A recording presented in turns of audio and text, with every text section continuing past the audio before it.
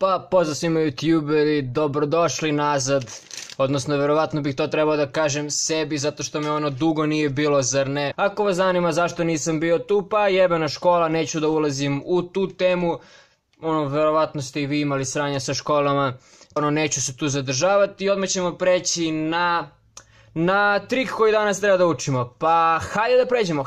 Pa youtuberi, pre nego što počnemo sa videom, teo sam samo da vam kažem da biste možda želeli da kliknete ono zvonce pored subscribe dugmeta, zato što ću uskoro da pravim giveaway, pa čisto da ga ne propustite, tako da nemam šta više da kažem što se tiče ovoga, tako da slobodno možemo da pređemo na video. Pa ovako, youtuberi, danas ćemo da radimo jednu kontrolu koja je u stvari vrlo dobra, recimo da je ova selekcija, ostavimo je tu u sredini, vidite ovako, i kada pucamo prstima ona se bez ikakvog problema vrati na vrh.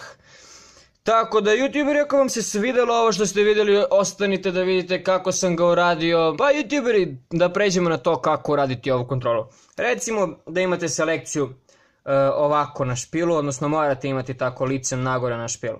Sada, vrlo važno što se tiče ove kontrole je kakav vam je položaj prsti u ovoj ruci. Vidite ovu kartu ovdje.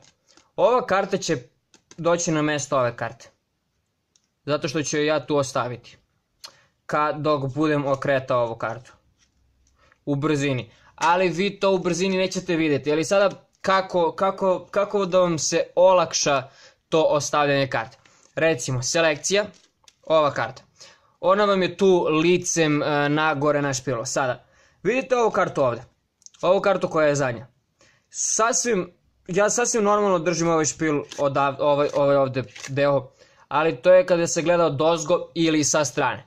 A u stvari kada se gleda ispod, ja ovu kartu, sada ovu kartu ovdje, koja je u stvari zadnja karta, ja u stvari nju držim samo vrhom srednjeg prsta. Zato što vidite, kada vi okrećete kartu, lakše vam je da je ispustite, da je pustite tako. Pa youtuberi, vidite, vrlo je prosto. Bukvalno krenete da gurnete ovu kartu ovako palcem, ovim prstima ovdje podignete, nastavite da je dižete ovim paketom ovdje dok ona ne dođe u ovaj pravi ugao ovdje, da bude ovaj ugao 90 stepeni. Sada kada ste tu, ovaj paket vam se spusti skroz dole, malte ne do prstiju, i vi počnete da obarate kartu prema dole. I u toj akciji, ako to uradite brzo, sporo je nemoguće da se uradi u toj akciji, dok to radite brzo, bukvalno samo podignete srednji prst, vidite, i karta će pasti.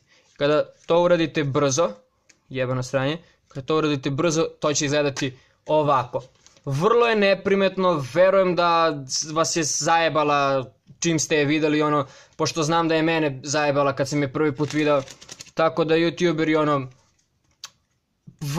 vrlo je laka stvar što se tiče mehanike, ali je iskreno teško da se nauči lepo i da se nauči tajming, ali verujem da ćete vi to moći vrlo lako i vrlo brzo da uradite. Pa youtuberi, sada ako vas čisto zanima zašto sam bio odsutan, pa uglavnom je to bila škola, ali u stvari to nije sasvim razlog. Ja sam bio odsutan zato što nisam imao inspiraciju da radim sa kartama i maltene sve ovo vreme dok nisam ubacivao videe, ja maltene uopšte nisam vežbao sa kartama ili bilo šta tako slično. Znači karte uopšte nisam držao skoro mjesec dana, tako da možda malo primećujete da se raspadam, ali nadam se da će to sve da prođe. Pa youtuberi, ako vam se svidio ovaj video, ostavite like, subscribeujte se na moj kanal, upalite kliknite na zvonce da slučajno ne propustite video o giveawayu koji će biti vrlo uskoro, možda čak i sutra ubacim video, to kažem samo vama koji ste ostali do kraja video, hvala vam, ljubim vas brat.